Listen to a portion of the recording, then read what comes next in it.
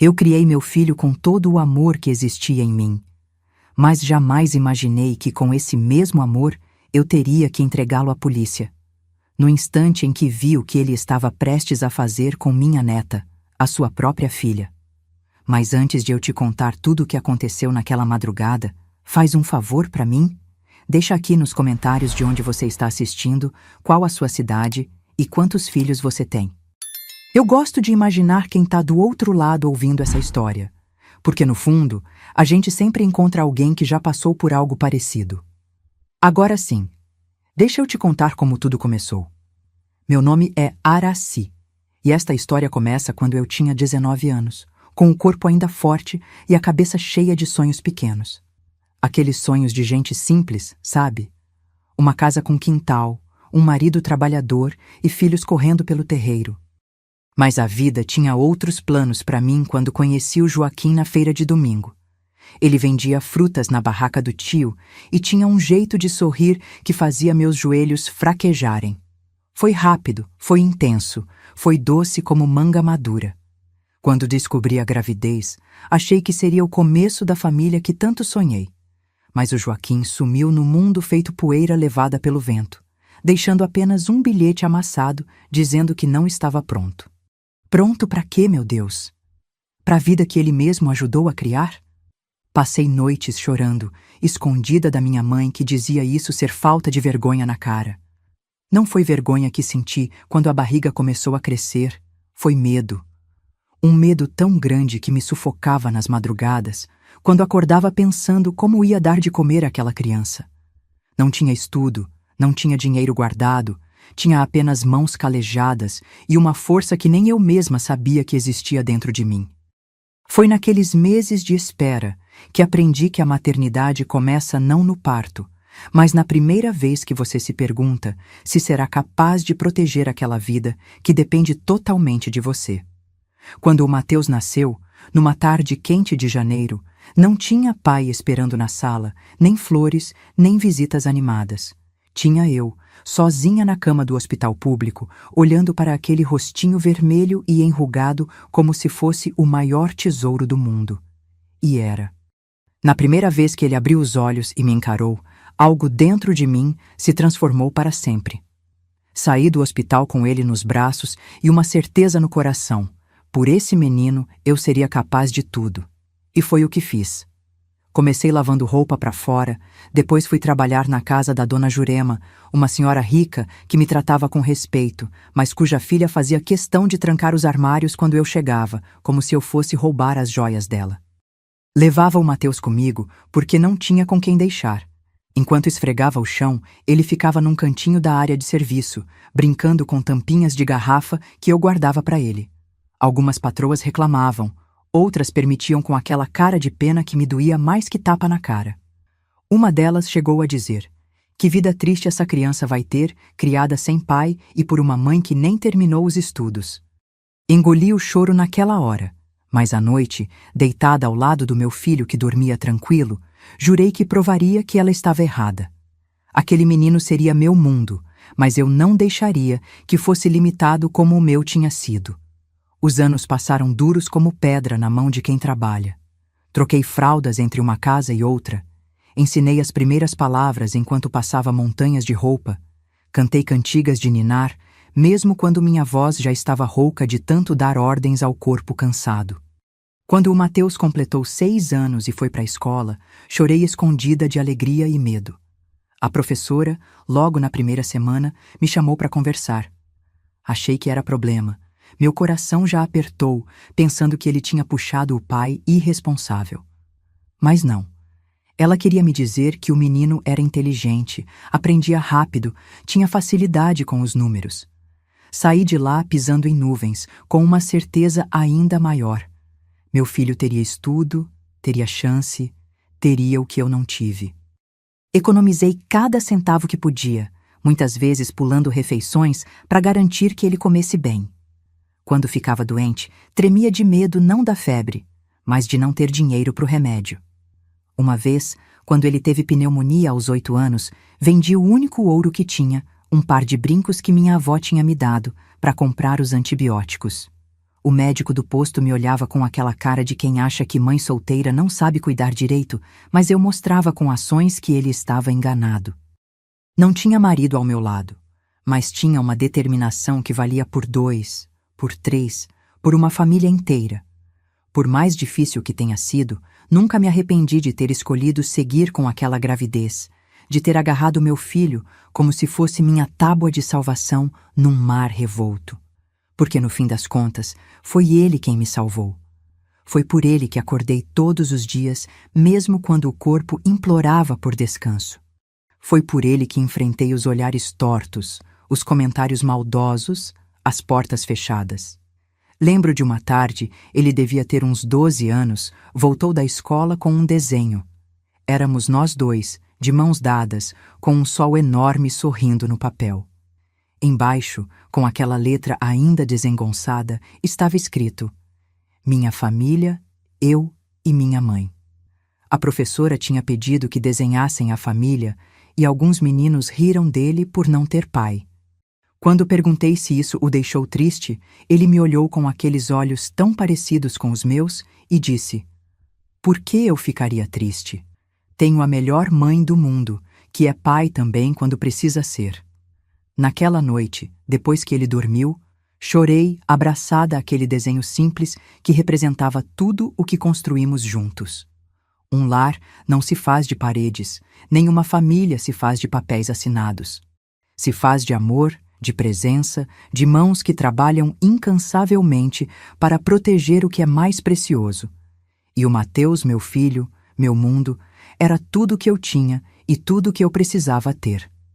O que eu não sabia naquela época é que a vida ainda me reservava surpresas.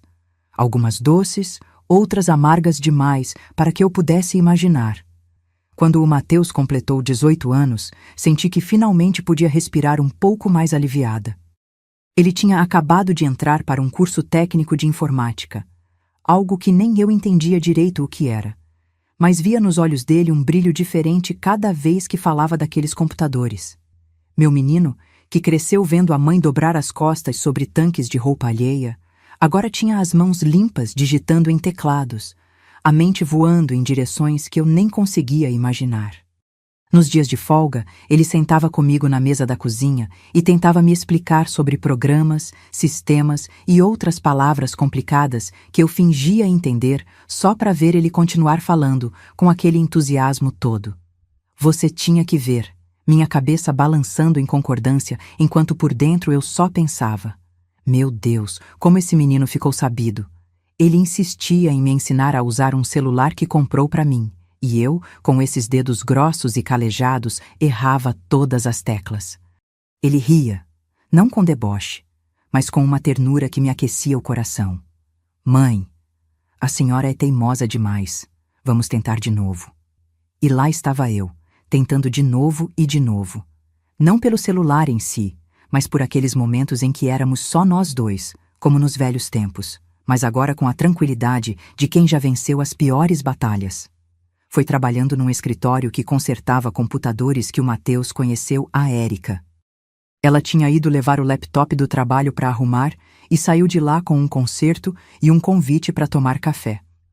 Quando ele me contou, percebi um nervosismo bonito nas mãos dele, um jeito diferente de arrumar o cabelo antes de sair. A primeira vez que a trouxe em casa, observei tudo. O jeito cuidadoso como ela falava comigo, como olhava para o meu filho quando ele não estava prestando atenção, como se ofereceu para me ajudar a lavar a louça depois do jantar. Era uma moça séria, trabalhadora, com os pés no chão. Auxiliar numa farmácia do bairro, sustentava a mãe doente e ainda conseguia fazer um curso técnico de enfermagem nas horas vagas. Gostei dela de imediato, não só pelo que era, mas pelo que despertava no meu filho. Com ela, o Mateus sorria mais, falava mais, fazia planos.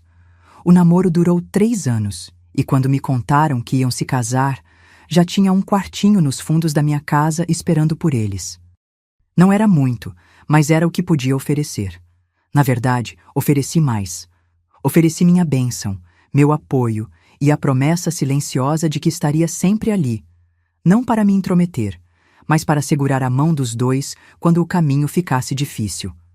No dia do casamento, Simples como nós mesmos, olhei para o meu filho parado no altar improvisado no quintal da igreja e não pude deixar de pensar no tempo que passou.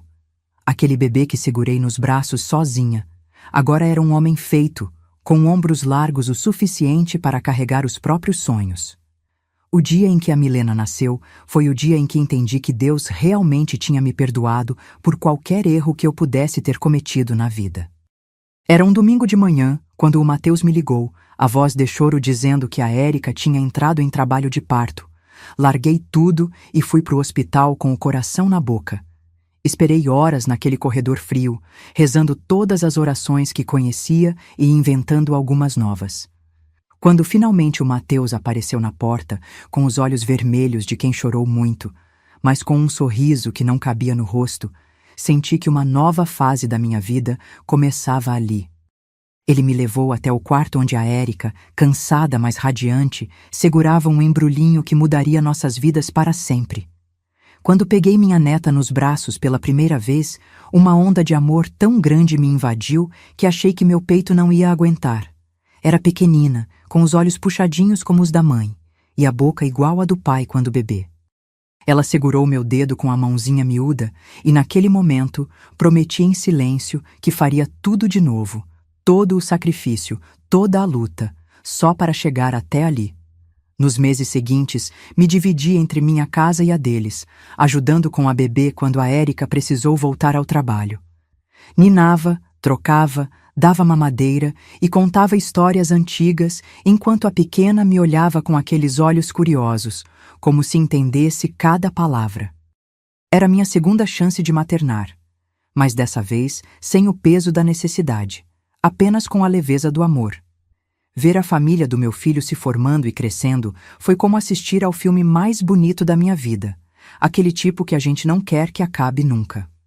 Os primeiros passos da Milena pela sala, correndo para os braços do pai que chegava do trabalho, os almoços de domingo com a mesa cheia e barulhenta, as festinhas de aniversário simples mas cheias de amor. O Mateus tinha se tornado um homem responsável, respeitado no bairro, querido pelos vizinhos que sempre comentavam como era bom ter um técnico de computador por perto. A Érica, mesmo cansada pelos turnos na farmácia, mantinha a casa em ordem e nunca deixava de levar a Milena na escola com o cabelo bem penteado e o uniforme impecável. E a menina? A menina era uma mistura perfeita dos dois, com uma inteligência que só podia ser herança do pai e uma doçura silenciosa que lembrava a mãe. À medida que eu envelhecia e meu corpo começava a falhar, os joelhos que não aguentavam mais o peso, a vista que embaçava, a pressão que subia, encontrava na minha família o conforto que precisava. Passava tardes inteiras ensinando a Milena a fazer as receitas antigas que minha mãe me ensinou, observando como suas mãozinhas pequenas amassavam a massa com cuidado enquanto me contava histórias da escola com aquela voz fininha e melodiosa. Vovó, a senhora acha que meu bolo vai ficar bom como o seu? E eu, com o coração transbordando, dizia que sim, que ficaria ainda melhor porque tinha o tempero mais importante do mundo, o amor dela. Naqueles momentos, olhando para o rosto concentrado da minha neta, para a casa organizada do meu filho, para a vida que construímos apesar de tudo e de todos, eu pensava: essa é a vida que eu sempre quis ver. Um filho criado, uma família formada, uma continuidade que eu, naquela tarde distante de janeiro, segurando um bebê recém-nascido nos braços, nem ousava sonhar que seria possível. Foi após meu aniversário de 75 anos que as coisas começaram a mudar. Primeiro veio aquela tontura forte que me derrubou na cozinha enquanto lavava a louça do almoço. Depois, a pressão que não queria abaixar nem com os remédios que tomava há anos. O médico do posto, um rapaz jovem demais para ter tanta seriedade no olhar, me disse palavras complicadas sobre coração enfraquecido e riscos de morar sozinha. Lembro do Mateus parado ao meu lado no consultório, segurando minha mão como eu segurava a dele quando era pequeno e precisava tomar vacina. Mãe, a senhora vai se mudar para nossa casa. Não foi uma pergunta, foi uma decisão tomada com aquela firmeza que ele herdou de mim. Tentei argumentar, dizer que não queria dar trabalho, que ainda podia me virar sozinha, mas no fundo sabia que ele estava certo. Minha casinha, onde vivi por mais de 40 anos, já parecia grande demais para minhas pernas cansadas. No dia da mudança, chorei escondida enquanto guardava minhas poucas coisas em caixas de papelão. Uma vizinha veio se despedir e disse que eu devia estar feliz por ter um filho que queria cuidar de mim. E eu estava, claro que estava. Mas também senti um aperto estranho no peito, como se deixasse para trás não só um endereço, mas uma parte da minha independência. O quartinho que me esperava na casa deles era bonito, arrumado com cortinas novas e um criado mudo onde a Milena tinha colocado um vaso com flores do quintal. "Vovó, agora vamos poder ficar juntas todo dia", ela disse enquanto me ajudava a dobrar as roupas no armário. Sorri para ela, pensando que talvez aquela mudança não fosse tão difícil assim. Nas primeiras semanas, tudo parecia normal, até melhor do que eu esperava. Tomávamos café juntos antes do Mateus sair para o trabalho. Eu ajudava a arrumar a Milena para a escola, fazia um almoço simples que deixava pronto para quando a menina voltasse. A Érica trabalhava em turnos na farmácia, muitas vezes chegando de madrugada e dormindo até tarde. Eu raramente a via, mas deixava comida separada para ela no micro-ondas com bilhetinhos carinhosos. Aos poucos, porém, comecei a perceber pequenas coisas, detalhes que não faziam sentido quando comparados com a família perfeita que eu pensava conhecer. Primeiro notei que a Érica, sempre tão afetuosa nas visitas de domingo, agora mal olhava para o marido quando estavam juntos. Falavam pouco, e quando falavam era sobre contas, escola da menina, coisas práticas. Nunca mais vi aqueles sorrisos cúmplices de antes, aquelas mãos que se procuravam por baixo da mesa. Depois percebi que o Mateus, meu menino gentil, às vezes usava um tom de voz com a esposa que me fazia encolher na cadeira. Seco, imperativo, como se falasse com uma criança desobediente. Nada muito explícito, nada que pudesse ser chamado de briga na frente da filha ou da mãe idosa. Mas havia ali uma tensão que fazia o ar ficar pesado, difícil de respirar. A Érica começou a fazer horas extras, a aceitar mais turnos noturnos, como se a farmácia tivesse se tornado um refúgio. E o mais estranho, nossos almoços de domingo, antes uma tradição alegre e barulhenta, foram ficando silenciosos, mecânicos, um ritual cumprido por obrigação. O que mais me preocupava, no entanto, era a mudança na Milena. Aquela menina tagarela e risonha que conheci estava se transformando numa criança calada, que se assustava com barulhos repentinos e passava horas desenhando sozinha no quarto. Uma tarde, entrei sem fazer barulho e a encontrei escondendo rapidamente os desenhos debaixo do travesseiro. Fingindo que não tinha visto nada, me sentei na beirada da cama e perguntei sobre a escola. Ela respondeu com poucas palavras, os olhos fixos nas próprias mãos que não paravam de se torcer no colo. Tentei puxar outros assuntos, a professora nova, a amiguinha que tinha vindo brincar na semana anterior, o livro que estávamos lendo juntas antes de dormir. Nada funcionou para arrancar mais que respostas curtas e um sorriso forçado que não chegava aos olhos. Quando me levantei para sair, ela segurou minha mão de repente e perguntou se eu ficaria na casa deles para sempre. A pergunta me pegou de surpresa, mas antes que pudesse responder, ela completou. "Porque eu me sinto mais segura quando a senhora está aqui." "Segura de quê? De quem?" Quis perguntar, mas algo no olhar dela, um medo antigo demais para uma criança de 10 anos, me fez apenas prometer que não iria a lugar nenhum. Naquela noite, depois que todos dormiram, saí na ponta dos pés e fui até o quarto dela. Os desenhos escondidos debaixo do travesseiro mostravam figuras escuras, sombras grandes sobre formas pequenas. E em um deles, algo que parecia ser uma menina encolhida num canto enquanto uma figura maior se aproximava. Voltei para minha cama com o coração pesado, tentando me convencer que estava imaginando coisas, que os desenhos não significavam nada além da imaginação fértil de uma criança tímida. A primeira vez que ouvi a porta do quarto da Milena sendo trancada no meio da noite, pensei que fosse a Érica checando a filha antes de sair para o turno da madrugada. Mas a Érica não estava em casa naquela noite. Tinha ligado avisando que ficaria no plantão até de manhã. Na segunda vez, 3 dias depois, reconheci os passos pesados do meu filho pelo corredor escuro e o clique suave da maçaneta sendo girada com cuidado. Fiquei paralisada na minha cama, o coração batendo tão forte que chegava a doer, a boca seca de um medo que eu não conseguia nomear. Talvez ele só estivesse verificando se a filha estava bem coberta. Talvez estivesse com insônia e fosse dar um beijo de boa noite. Talvez. Mas por que esperar que todos estivessem dormindo? Por que aqueles passos tão cuidadosos, como se não quisesse ser ouvido? Na manhã seguinte, observei os 3 na mesa do café.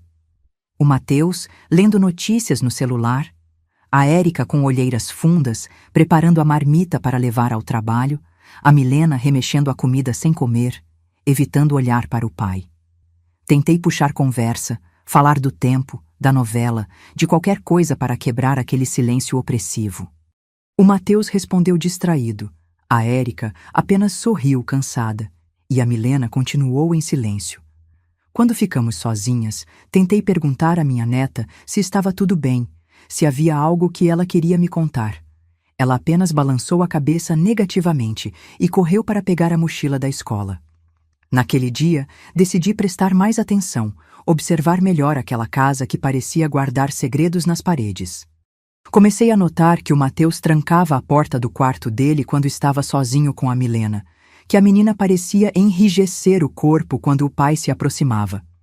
Pequenas coisas, detalhes que sozinhos não diriam nada, mas que juntos formavam um quadro que eu me recusava a enxergar. Porque ver significaria admitir que meu filho, aquele que criei com tanto amor e dedicação, poderia ser capaz de... Não, eu não conseguia nem completar esse pensamento. Preferir acreditar que estava ficando velha demais, imaginando problemas onde não existiam. Mas à noite, deitada na cama ouvindo os ruídos da casa adormecer, eu rezava. Pedia a Deus que estivesse errada, que fosse apenas uma velha confusa interpretando mal as coisas. E, ao mesmo tempo, pedia força para enfrentar a verdade, qualquer que fosse ela. Porque se tem uma coisa que aprendi na vida é que fechar os olhos para o que dói não faz a dor desaparecer, apenas a deixa crescer nas sombras, longe do nosso controle. Aquela noite de maio ficará marcada na minha memória como a cicatriz mais profunda da minha alma.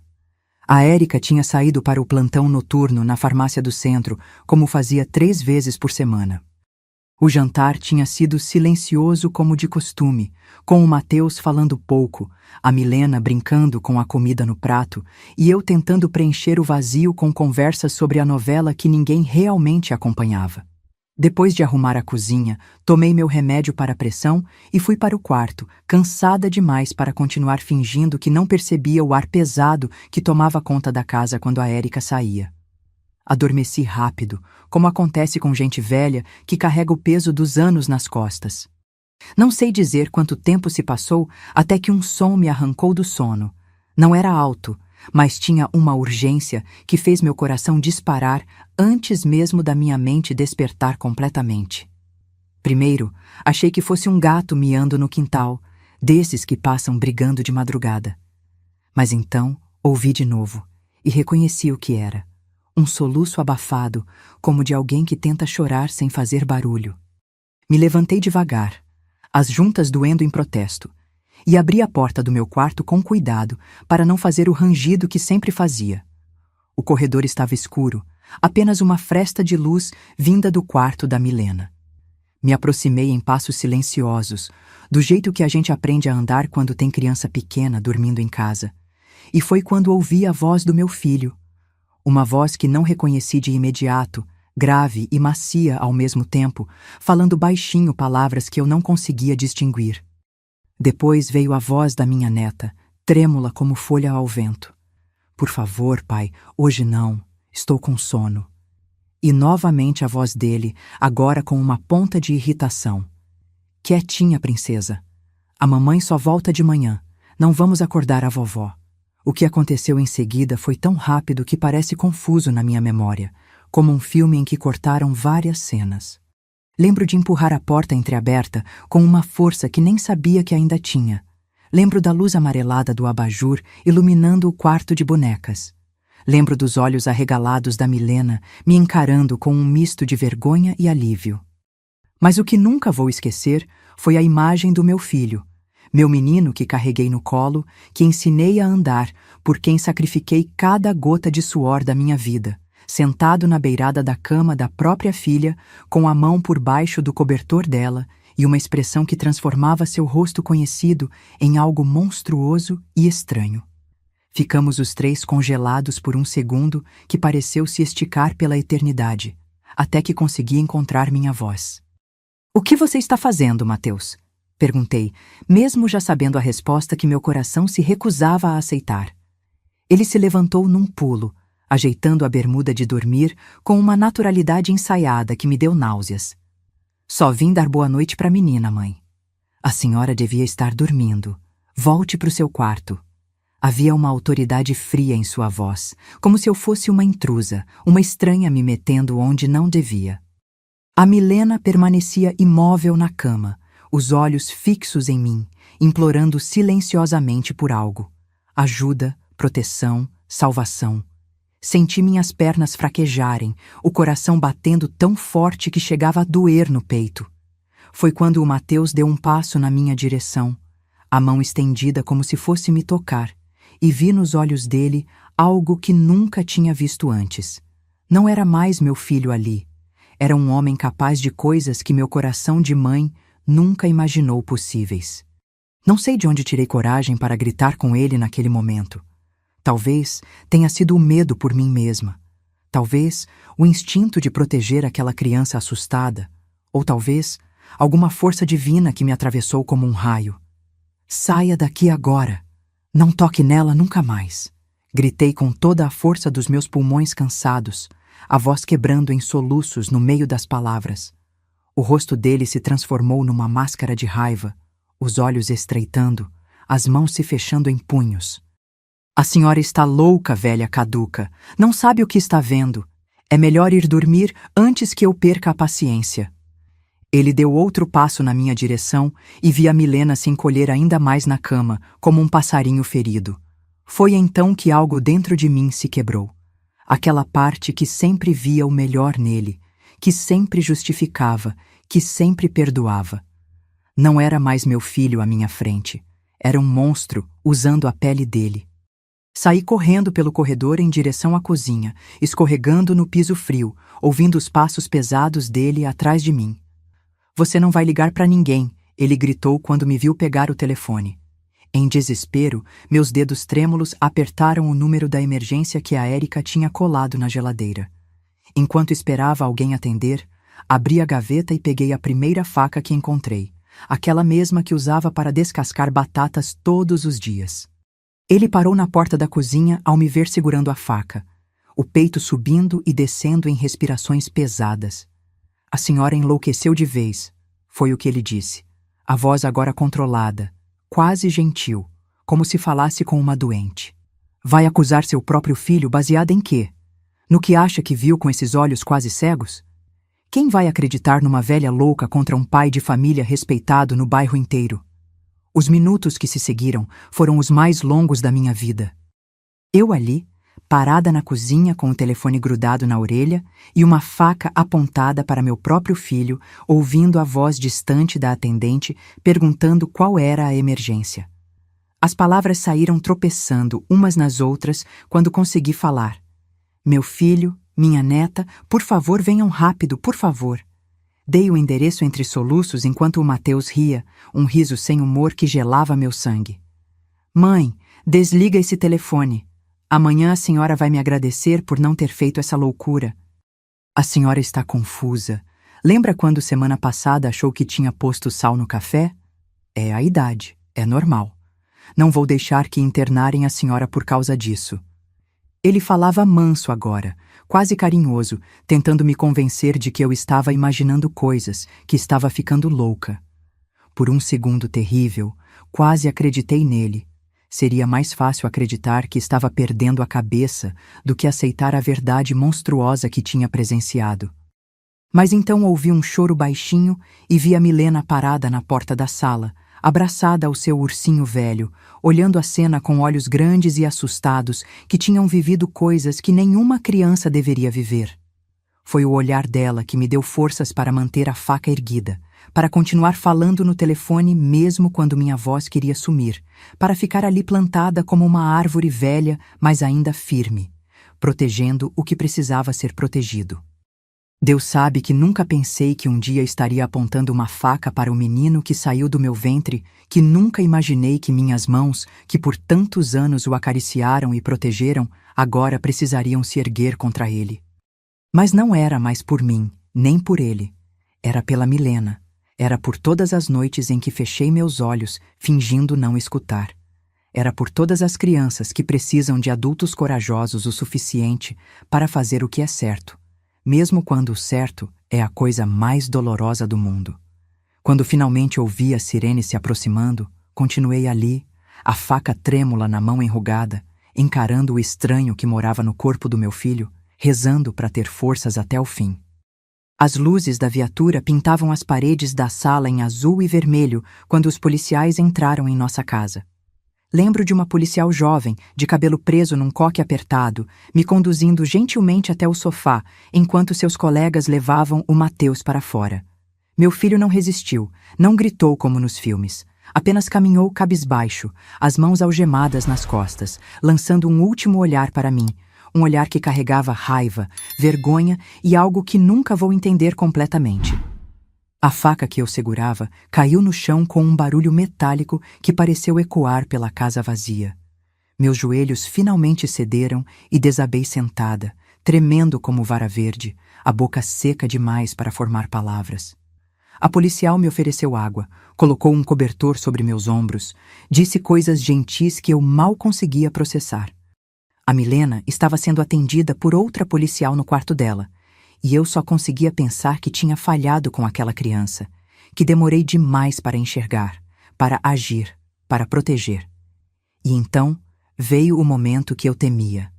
Precisava contar tudo, colocar em palavras aquilo que tinha visto, dar forma ao monstro que se escondia na minha própria casa. Senhora, sei que é difícil, mas preciso que me conte exatamente o que aconteceu, pediu a policial, o bloco de notas aberto nas mãos, o olhar paciente de quem já ouviu histórias semelhantes antes.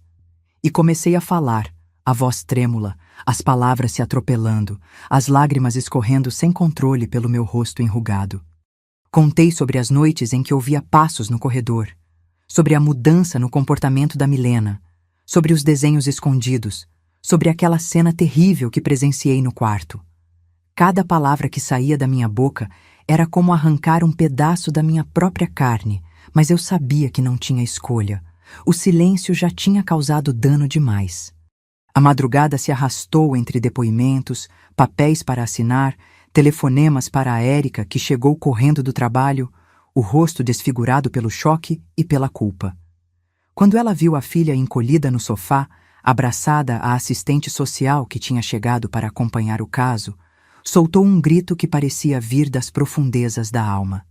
Não, não, minha filha, não pode ser verdade. Ela caiu de joelhos, as mãos cobrindo o rosto, o corpo sacudindo em soluços violentos. Me aproximei dela, tentando oferecer algum conforto, mas ela se afastou como se meu toque queimasse. Por que a senhora não me disse antes? Por que não me avisou? A acusação em sua voz era como uma faca torcendo em meu peito. Quis dizer que também não sabia, que desconfiava há pouco tempo, que tinha medo de estar errada, que não queria destruir uma família com base em suspeitas. Mas todas essas justificativas soavam vazias diante do sofrimento daquela criança. A verdade era que parte de mim não queria acreditar, não queria enxergar o que estava diante dos meus olhos, porque aceitar significaria admitir que meu próprio filho, sangue do meu sangue, era capaz de tamanha monstruosidade. Quando a assistente social se aproximou para explicar os próximos passos, exames, mais depoimentos, medidas protetivas, vi no olhar dela uma mistura de compaixão e julgamento que me fez sentir ainda mais culpada. Você é a avó? Mora na casa? Percebia algo de errado antes? As perguntas caíam sobre mim como pedras, cada uma revelando mais uma falha, mais uma oportunidade perdida de ter evitado tudo aquilo. A Milena seria levada para exames e depois ficaria temporariamente em um abrigo, junto com a mãe, até que tudo fosse esclarecido. A ideia de que minha neta precisaria passar por mais esse trauma, ser examinada, interrogada, afastada de casa, era quase insuportável. Quando finalmente fiquei sozinha na casa esvaziada, sentada à mesa da cozinha, onde tantas vezes tínhamos comido em família, o peso da realidade desabou sobre mim como um prédio em demolição. Meu filho estava preso. Preso porque eu, sua própria mãe, tinha chamado a polícia para ele. Minha neta e nora estavam longe. Provavelmente nunca mais voltariam para aquela casa, para perto de mim. E eu, uma velha de quase 80 anos, estava ali, no meio dos destroços do que um dia considerei minha maior vitória. Uma família construída contra todas as probabilidades. Naquela noite, chorei como nunca tinha chorado antes, nem mesmo quando fui abandonada grávida, nem quando perdi minha mãe, nem nos momentos mais difíceis da minha vida. Chorei pelo menino que criei sozinha, que um dia foi puro e inocente em meus braços. Chorei pela pessoa em que ele se transformou, pelo mal que causou, pela vida que desperdiçou. Chorei pela Milena, pelos anos de infância roubados, pelas cicatrizes invisíveis que carregaria para sempre. Chorei pela Érica, que confiou o bem mais precioso a um homem que não merecia essa confiança. E chorei por mim, pela culpa que me consumia, pelo fracasso que sentia, pela dor de ter que escolher entre proteger meu filho ou minha neta, e saber que tinha feito a escolha certa, mesmo que isso me destruísse por dentro. No meio da noite, sozinha naquela casa que já não parecia mais um lar, me permiti sentir raiva também. Raiva do Mateus por ter traído minha confiança. Raiva de mim mesma por não ter percebido antes. Raiva de um mundo que permite que tais horrores aconteçam dentro das próprias famílias. E em algum momento, exausta de tanto chorar, adormeci ali mesmo, na cadeira dura da cozinha, a cabeça apoiada na mesa onde tantas refeições felizes tinham acontecido. Os dias que se seguiram pareciam borrados, como se eu caminhasse através de um sonho ruim do qual não conseguia acordar. O advogado público, designado para o caso do Mateus, veio me visitar. Um homem de meia idade com olheiras profundas e pasta transbordando de papéis. Senhora Araci, preciso ser honesto com a senhora. As evidências são fortes, as acusações gravíssimas. Seu filho vai responder por crimes que podem mantê-lo preso por muitos anos. A senhora estará disposta a testemunhar contra ele se for necessário? Aquela pergunta ficou suspensa no ar entre nós como uma nuvem carregada. Testemunhar contra meu próprio filho, o menino que carreguei 9 meses na barriga, que criei com o suor do meu trabalho, por quem sacrifiquei minha juventude inteira. Como uma mãe faz isso? Como se coloca diante de um juiz e diz palavras que podem condenar aquele que um dia embalou nos braços? Mas então me lembrei do rosto assustado da Milena, dos seus olhos que imploravam por proteção, da inocência que foi corrompida pelos atos de quem deveria protegê-la acima de tudo. Sim, eu testemunharei, respondi com uma voz que não parecia minha, uma voz firme que escondia o coração partido dentro do peito. O advogado entendeu sem surpresa, como se já esperasse essa resposta, como se todos os dias visse mães tendo que fazer escolhas impossíveis como aquela. Muitas vezes me perguntei onde errei com o Mateus, em que momento meu filho se tornou capaz de fazer algo tão terrível.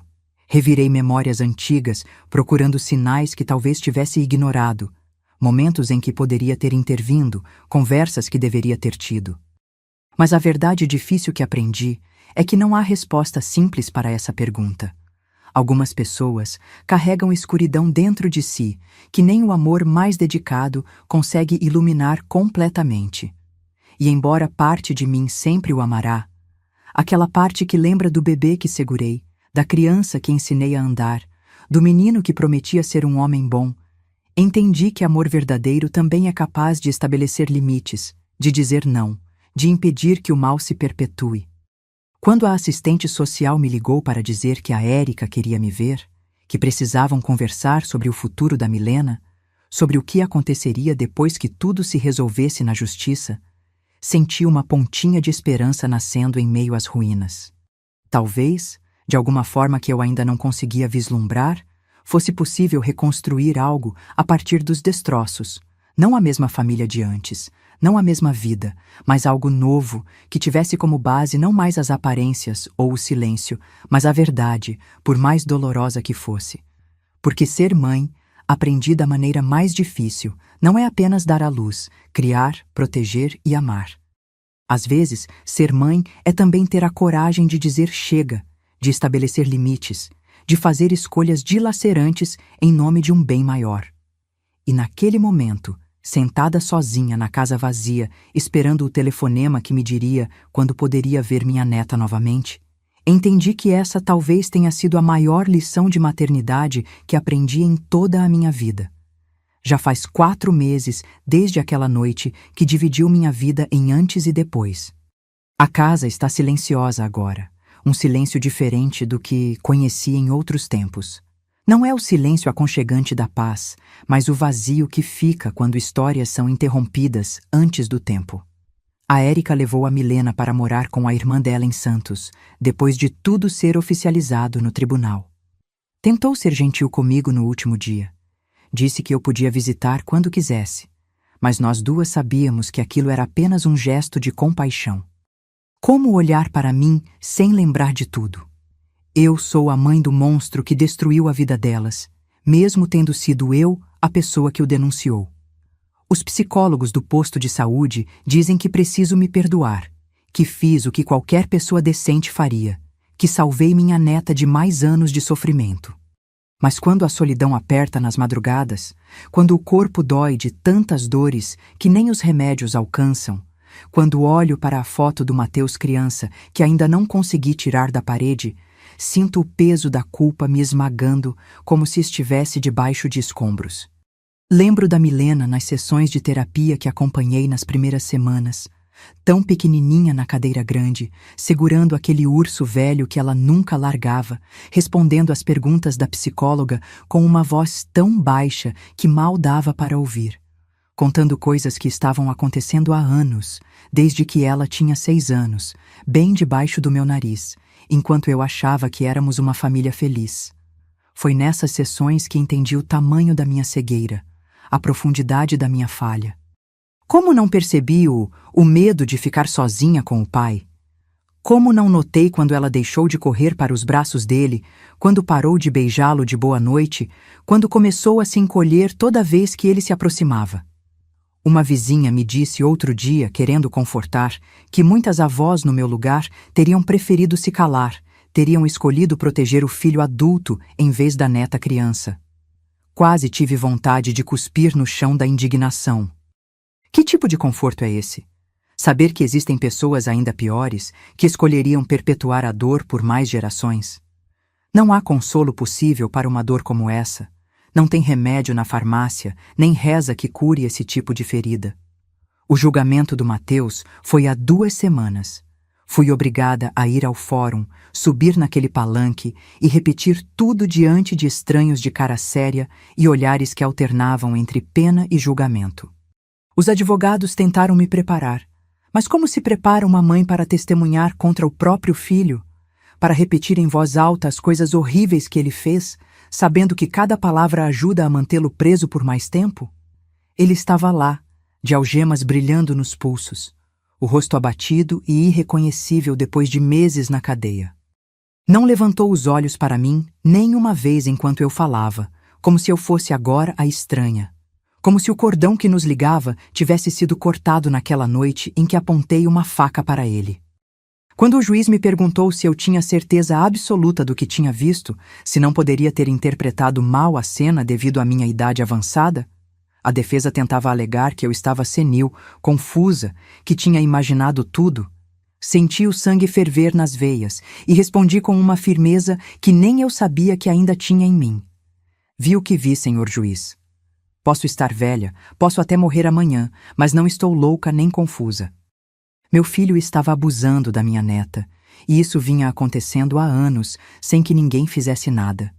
Não vou me calar agora, nem que o mundo inteiro duvide de mim. Saí de lá exausta, como se tivesse envelhecido mais 10 anos em poucas horas. Dona Amara, minha vizinha há quase 30 anos, estava me esperando no corredor do fórum. Ela me abraçou sem dizer nada e me conduziu até o ponto de ônibus com o braço ao redor dos meus ombros curvados. Foi só quando já estávamos quase chegando em casa que ela quebrou o silêncio. A senhora é uma mulher corajosa, Dona Araci. O que a senhora fez pela sua neta, poucas pessoas teriam coragem de fazer. A Milena vai crescer sabendo que pelo menos uma pessoa neste mundo foi capaz de fazer qualquer coisa para protegê-la. Queria poder acreditar nessas palavras, guardar esse consolo, mas a verdade é que não me sinto corajosa. Me sinto uma sobrevivente de um naufrágio, agarrada a um pedaço de madeira no meio do oceano, sem saber se vai conseguir chegar à margem ou se vai se afogar tentando. Os dias passam arrastados agora. Acordo cedo por hábito, mas não tenho mais ninguém para preparar café da manhã. Faço crochê para me distrair, mas minhas mãos tremem mais do que antes e os pontos saem tortos. A televisão fica ligada o tempo todo para espantar o silêncio, mas não presto atenção em nada do que passa. De vez em quando, a assistente social marca visitas para verificar como estou, se estou tomando os remédios direito, se há comida na geladeira. Finjo que estou melhor do que realmente estou, porque tenho medo que me achem incapaz de cuidar de mim mesma, que me mandem para um asilo ou coisa parecida. A melhor parte das minhas semanas são as visitas que faço a Milena, uma vez por mês, quando a Érica permite. Pego 3 ônibus para chegar até Santos, minhas juntas reclamando a viagem inteira, mas vale cada segundo de dor quando vejo o rostinho da minha neta se abrindo num sorriso ao me ver. A primeira visita foi a mais difícil. Ela ficou atrás da tia o tempo todo, me olhando com uma mistura de medo e confusão, como se não soubesse direito o que sentir por mim. A psicóloga tinha me orientado a não forçar nada, a deixar que ela se aproximasse no tempo dela. Levei biscoitos de polvilho que ela sempre gostou e fiquei ali, sentada na ponta do sofá, tentando manter uma conversa normal enquanto meu coração se apertava no peito. Quando estava quase na hora de ir embora, ela finalmente veio até mim e deixou que eu segurasse sua mãozinha por 1 minuto. Vovó, a senhora sabia que eu comecei aula de balé? A professora disse que eu danço bonito. Foi só isso que ela disse, mas para mim foi como se o sol tivesse voltado a brilhar depois de meses de escuridão. Na última visita, semana passada, ela já estava mais à vontade. Me mostrou os desenhos da escola, todos coloridos agora, sem aquelas figuras escuras e assustadoras que fazia antes, e até me abraçou na despedida. Vovó, a senhora vai voltar mês que vem, né? E eu prometi que sim, que voltaria todo mês enquanto tivesse forças para pegar aqueles 3 ônibus. Sei que a Érica ainda guarda mágoa de mim, que parte dela me culpa por não ter percebido antes o que estava acontecendo, e não posso condená-la por isso. Eu mesma me culpo todos os dias. Mas ela é uma boa mãe. Está fazendo tudo o que pode para ajudar a Milena a superar o trauma, a reconstruir uma vida que foi despedaçada quando ainda mal tinha começado. Ontem recebi uma carta do Mateus. Reconheci a letra dele no envelope e fiquei olhando para aquilo por horas sem coragem de abrir. O que ele poderia dizer que mudaria qualquer coisa? Que desculpa poderia oferecer por algo tão monstruoso? Quando finalmente consegui romper o lacre, com as mãos tremendo tanto que quase rasguei o papel, encontrei linhas e mais linhas de um filho que não reconheço mais.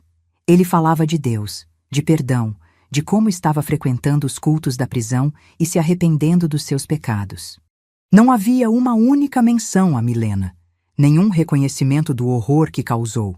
Apenas aquele discurso vazio de quem busca redenção sem querer olhar para o próprio crime. Queimei a carta na pia da cozinha, observando as palavras se transformarem em cinzas. Não há perdão para certos atos. Ou talvez haja, mas não me cabe concedê-lo. Quem vai perdoar realmente vai ser a justiça divina de Deus. Ele terá que julgar o que não consigo compreender. Enquanto as cinzas se dissolviam na água, Pensei em todas as mulheres que conheci na vida que carregaram silêncios pesados demais. Minha mãe, que aguentou as bebedeiras e os punhos do meu pai até ele morrer de cirrose sem nunca ter denunciado um único tapa. A Vânia, vizinha antiga, que usava óculos escuros em dias de chuva para esconder os olhos roxos. A filha da dona Geralda, que engravidou aos 13 do próprio tio e foi mandada para o interior para abafar o caso. Quantas gerações de mulheres se calaram, engolindo gritos, normalizando horrores, perpetuando ciclos de violência em nome da família, do que os outros vão pensar, do melhor não mexer nisso. Eu mesma quase fui uma delas. Quase fingi não ver o que estava acontecendo debaixo do meu teto porque era mais fácil, menos doloroso. Isso é o que me dá forças para continuar, apesar de tudo. Saber que quebrei um ciclo, que disse basta, que escolhi proteger quem precisava ser protegido, mesmo quando isso significou entregar meu próprio filho.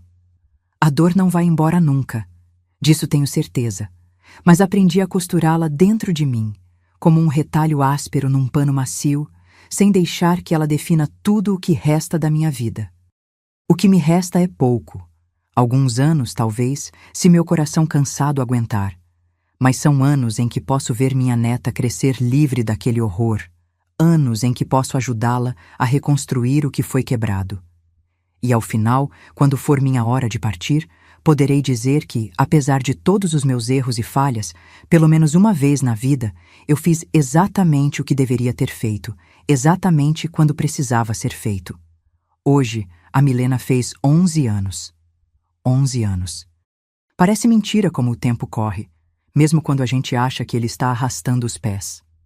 Érica me ligou há 2 semanas para me convidar para a festinha, voz hesitante no telefone, como quem ainda não sabe direito que lugar eu ocupo na vida delas agora. Claro que vou, minha filha, nem que tivesse que ir de joelhos. Peguei o ônibus bem cedinho, com a sacola de presente no colo, um vestido verde que a moça da loja garantiu ser o que as meninas da idade dela estão usando, e um caderno de desenho com lápis de todas as cores que pude encontrar. Cheguei antes da hora marcada, ansiosa demais para esperar. A casa da irmã da Érica é pequena, mas arejada, com um quintal de fundo onde armaram a mesa de doces.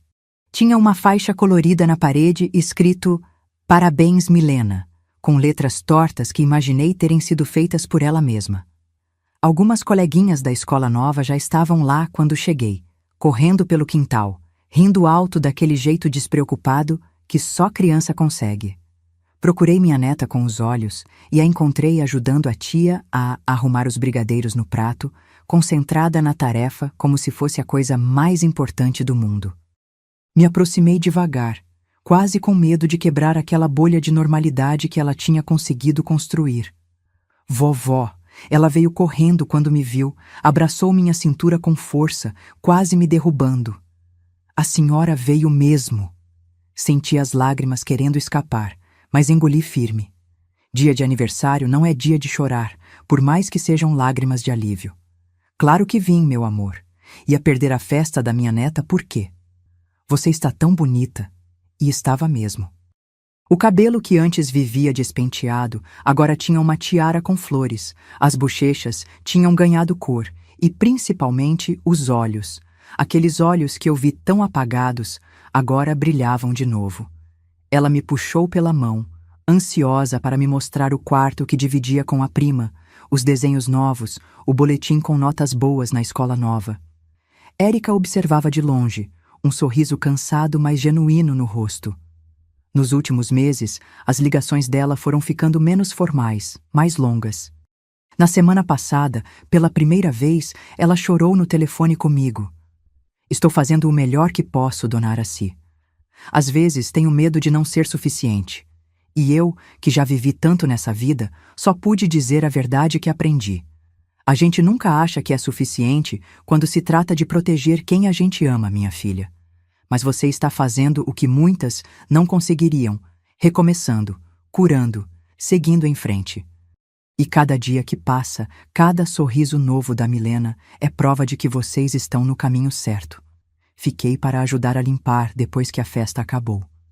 Milena tinha adormecido no sofá, exausta de tanta brincadeira, o rosto ainda com marcas de chocolate no canto da boca. Érica me serviu um café na cozinha pequena, e pela primeira vez desde aquela noite terrível, nos sentamos juntas, sem o peso do não dito entre nós. Ela respirou fundo antes de começar a falar. Sabe, dona Araci, passei muito tempo com raiva da senhora. Raiva injusta, eu sei. Mas era mais fácil culpar a senhora do que enfrentar que eu também não vi o que estava acontecendo debaixo do meu nariz. Baixou os olhos para a xícara, as mãos apertadas em volta, como se buscasse forças. A psicóloga da Milena disse que crianças abusadas geralmente dão sinais, mas nós adultos não queremos ver. É doloroso demais, é impensável demais. Mas a senhora viu. A senhora teve coragem quando eu não estava lá para ter. Senti o nó na garganta apertar. As palavras que há tanto tempo queria dizer finalmente encontrando o caminho. Eu também me culpo todos os dias, minha filha, por não ter percebido antes, por não ter protegido vocês como deveria. Não adianta ficar pensando no que deveria ter feito. O que fizemos foi o que podíamos fazer naquele momento com o que sabíamos. Agora, só nos resta seguir em frente, criar essa menina com todo o amor que ela merece. Érica segurou minha mão por cima da mesa, um gesto que não esperava mais receber. O juiz deu a sentença final semana passada. 15 anos, sem direito a visitas a Milena. Nunca mais ele vai poder chegar perto dela. A notícia me atingiu como um soco no estômago, não pela sentença em si, que eu sabia ser justa, mas pelo que significava. Meu filho, meu único filho, passaria os próximos 15 anos numa cela. E mesmo após sair, nunca mais seria um homem livre de verdade, sempre carregaria o peso do que fez. O advogado dele tentou me procurar algumas vezes, falando sobre recursos, sobre como eu poderia mudar meu depoimento, alegar confusão mental. Mandei-o embora da minha porta. Há feridas que não têm como cicatrizar com mentiras. E há crimes que não têm justificativa, não importa quanto a gente queira encontrar uma. Como mãe, sempre vou carregar o Mateus no coração. Não o homem que ele se tornou, mas o menino que um dia foi. Mas como avó, como mulher, como ser humano, não posso fechar os olhos para o mal que ele causou. E como disse ao juiz naquele dia no tribunal, posso estar velha, posso até morrer amanhã, mas não estou louca nem confusa. Vi o que vi, e não vou me calar. A psicóloga da Milena me pediu para conversar em particular depois de uma das sessões que acompanhei mês passado. Senhora Araci, quero que saiba o papel fundamental que a senhora teve no processo de recuperação da sua neta. A determinação da senhora em protegê-la, mesmo sendo seu próprio filho o agressor, foi o que impediu que o trauma se aprofundasse ainda mais. A Milena me contou como a senhora a defendeu naquela noite, como segurou a faca mesmo com as mãos tremendo, como ficou entre ela e o pai até a polícia chegar. Para aquela criança, ter alguém que acredita nela, que a protege a qualquer custo, faz toda a diferença no processo de cura. Saí do consultório naquele dia com o coração aos pedaços, mas também com uma certeza que não tinha antes. Meu grito naquela noite não salvou apenas a Milena, salvou a mim mesma também. Salvou-me de uma cumplicidade silenciosa que teria me destruído por dentro, que teria me transformado em mais uma dessas mulheres que carregam segredos podres até o túmulo. Durante toda a minha vida, fui silêncio. Silêncio quando o pai do Mateus me abandonou grávida e disseram que era melhor não fazer escândalo. Silêncio quando patrões me humilhavam nas casas onde trabalhei, porque precisava do emprego para sustentar meu filho. Silêncio quando vizinhos fofocavam sobre a mãe solteira, como se ser abandonada fosse algum tipo de pecado que eu cometi. Por quase 80 anos, engoli gritos, domestiquei a minha raiva, aprendi a me fazer pequena para não incomodar. Até aquela noite em que algo dentro de mim se quebrou, ou talvez tenha sido justamente o contrário, algo se consertou, voltou para o lugar. E pude finalmente gritar, não só com a voz, mas com cada célula do meu corpo envelhecido. Um grito que vinha sendo ensaiado há décadas. Um grito que não era só meu, mas de todas as mulheres da minha família que se calaram antes de mim, de todas as meninas que ninguém protegeu, de todas as avós que fecharam os olhos para não ver o que acontecia embaixo dos seus próprios tetos. Hoje, a Érica me ligou para dar uma notícia que me fez sorrir pela primeira vez em muitos dias. A Milena foi selecionada para participar do grupo de teatro da escola nova. Vai fazer o papel de uma fada em uma peça infantil.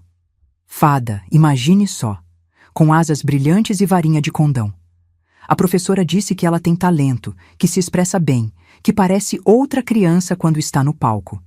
Quando desliguei o telefone, fiquei um tempo olhando pela janela, vendo a vida seguir lá fora. Crianças voltando da escola, vizinhos regando plantas, o carteiro entregando correspondências. A vida que continua, teimosa, mesmo depois das piores tempestades.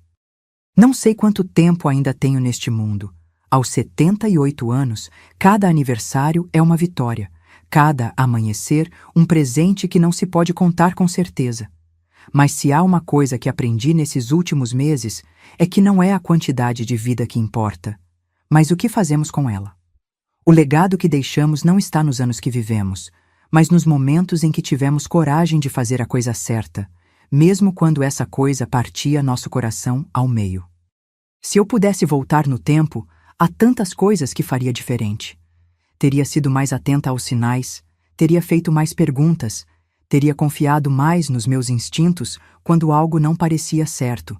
Mas o tempo é uma estrada de mão única, e só nos resta seguir adiante com as lições que aprendemos, por mais caras que tenham sido. Quando olho para a foto da Milena no meu criado mudo, uma foto nova que a Érica me mandou, dela sorrindo com o uniforme da escola nova, sei que valeu a pena. Que todo o sofrimento, toda a perda, toda a dor foram o preço necessário para que aquele sorriso existisse hoje.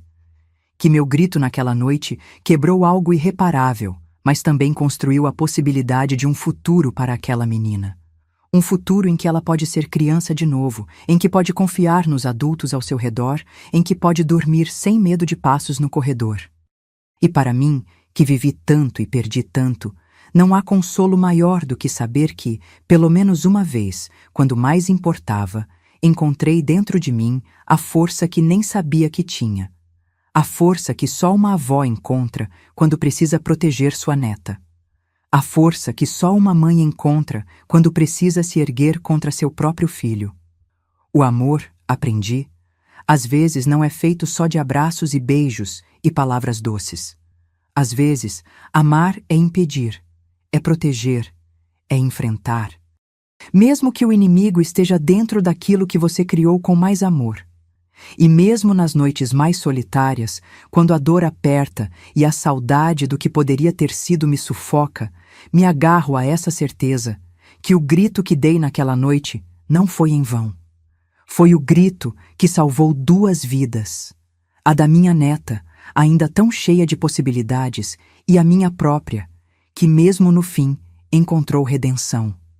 E agora que você ouviu minha história até o fim, eu só queria fazer uma pergunta. E se fosse com você? Se você estivesse no meu lugar, o que faria?